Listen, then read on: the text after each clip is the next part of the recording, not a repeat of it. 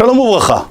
Une personne qui touche ses sécrétions nasales doit-il ou pas se laver les mains? Dans le Shulchan Aruch Orach Chaim Siman Dalet, la halakha nous rapporte les différentes choses que la personne devra faire attention à ne pas toucher. Et s'il se touche ces endroits-là, alors il devra automatiquement se laver les mains. Parmi ces choses-là, on peut compter une personne qui se gratte les cheveux, ou une personne qui se coupe les ongles, ou une personne qui rentre par exemple au cimetière, ou une personne qui touche à les endroits qui sont considérés cachés, une personne qui participe à un enterrement, une personne qui touche ses chaussures, une personne qui touche un animal. Donc toutes ces choses-là, ça nous oblige de devoir se laver les mains. Donc la question qui est posée, est-ce qu'une personne qui touche aux sécrétions nasales doit-il ou pas se laver les mains? Le Rama, dans le Siman Tzadik Bet, il inclut parmi les choses que la personne doit faire attention à ne pas toucher, à savoir de ne pas toucher la cuisse ou de ne pas toucher les endroits où il y a de la transpiration, comme c'est rapporté dans le Siman Dalet. Il ramène le Rama que ça inclut aussi une personne qui se touche les sécrétions du nez ou qui fait rentrer son doigt dans l'oreille. C'est-à-dire, s'il touche son nez et s'il touche son oreille, s'il rentre comme on va expliquer après, en tout cas dans ces deux éléments-là, il devra se laver les mains, et ça rentre dans la catégorie des choses qui sont considérées comme des endroits qui sont cachés, que la personne doit pour cela se laver les mains. À cela, le Darkei Tshuva,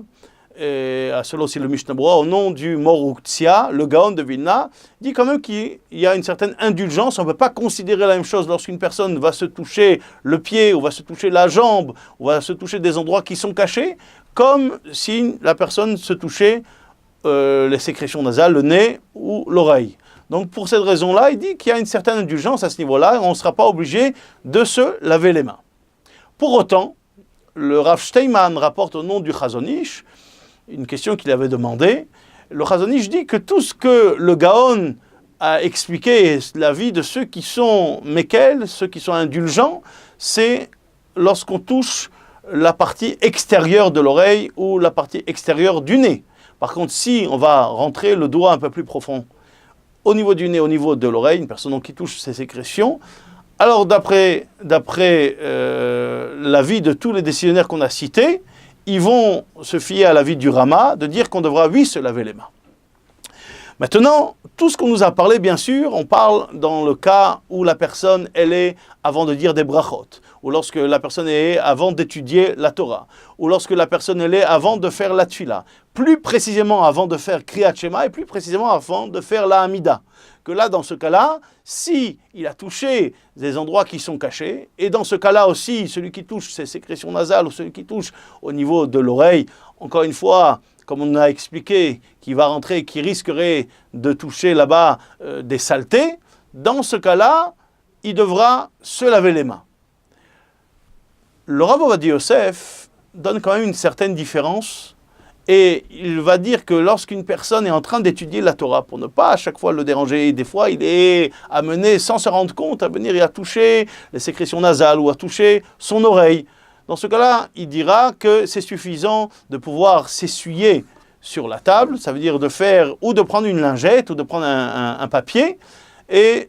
pour ne pas à ce que la personne soit amenée à chaque fois à se laver les mains. On a vu chez certains admourim, chez certains grands rabbanim, qu'ils ont, au niveau de l'endroit où ils prient, un petit verre d'eau, où s'ils sont amenés à se toucher le nez ou à se toucher l'oreille, tout de suite de pouvoir se nettoyer avec l'eau qui est posée à cet effet-là. Par contre, le Rav Ovadia Yosef et l'avis de beaucoup de décisionnaires, on sera moins indulgent lorsqu'une personne est au milieu de la tfila, plus précisément si elle est avant la Hamida, et plus précisément si elle est avant Kriyat Shema, que si elle touche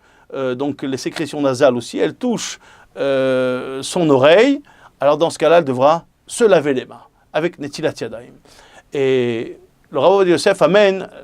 ce que le Rav Chaim Vital écrit au nom de son maître,